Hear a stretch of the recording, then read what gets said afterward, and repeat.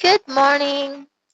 I'm here at Casa Green, and while I am looking at the view, a great one, I notice the clouds, the sky.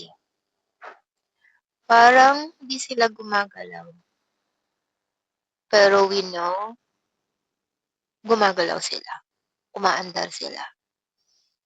Pag titigan mong mabuti, after a few minutes, makikita mo iba na ang forma ng langit. I mean, ng clouds. It's the same thing with life.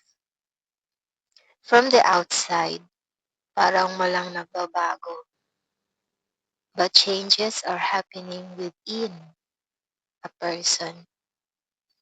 Kaya nga minsan natatawa ako 'pag sinabi ng mga tao, "Nagbago ka na."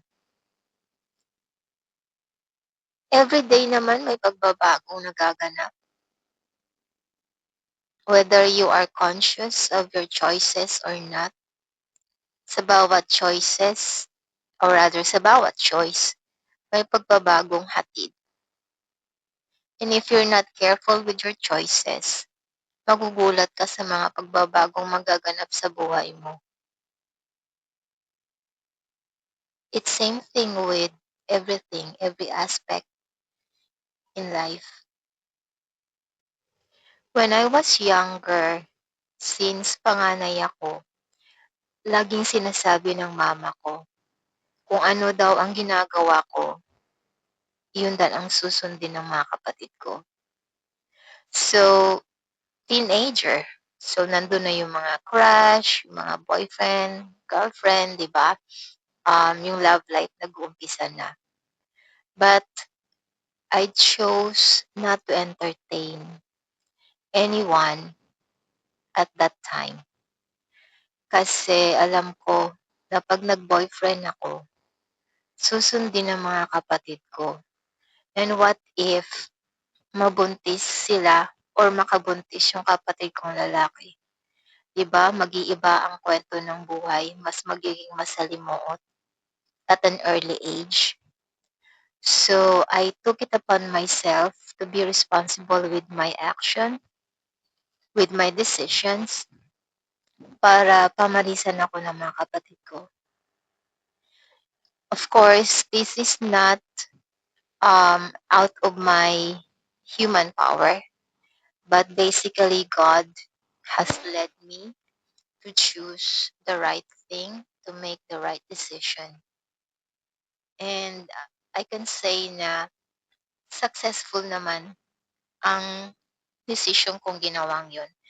Dahil yung mga kapatid ko, after graduation, saka pa lang nagkaroon ng boyfriend at nag-asawa sila ng maayos. Yung asawa nila, mga first boyfriend and girlfriend nila. So, alam mo yun, I could say, thank God for letting me decide in that way. And when my mother got sick in 2017, sabi niya uwi daw kami ng Davao, her hometown. So I left my career as a teacher and took care of her until she passed away in 2020. Now people may see, or rather may think na unfair yun for me, but it's not. Kahit dumaan ako ng dark nights of the soul ng depression, I'm still happy that I was able to serve my mother and spend time with her before she passed away. That moment or that decision, it may be hard. It was hard, actually. It was difficult. But I came out stronger as a person. I have clearer direction, and my faith in God is even more stronger now that I could say He is really real. So if you are, dun sa mga mga moments na hindi mo alam kung anong nangyayari or yung hindi mo alam kung anong maaring mangyari, just hold on to God. Trust in Him and He will see you through. God bless.